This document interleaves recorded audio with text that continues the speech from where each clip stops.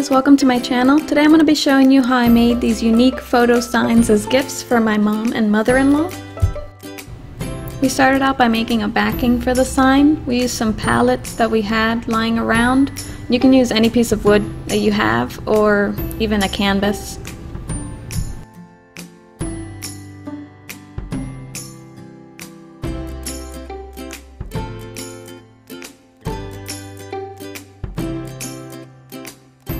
For this next part I used the glowforge to cut out the letters.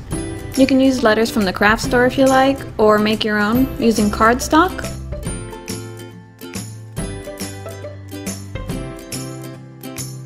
You can cut the letters out by hand like I'm doing here. If you have a silhouette or a cricut, you can use that also. It would probably make things easier. But it's totally doable by hand.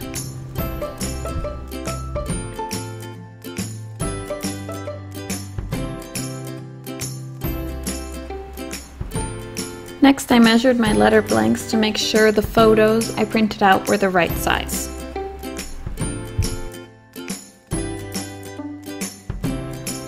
Once all the letters were cut out, it was time to start assembling the sign.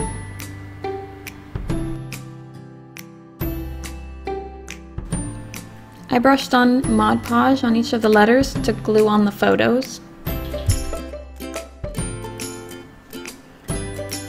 Then using E6000, I attached the letters onto the board. And that's it. These were so much easier to do than I thought they'd be, and I can't wait to send them out.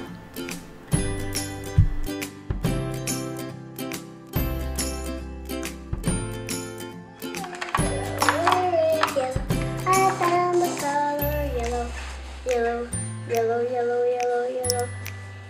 I'm making sunflowers. Nana will like the sunflowers on her card. Yes, she will. I like sunflowers because they look so beautiful.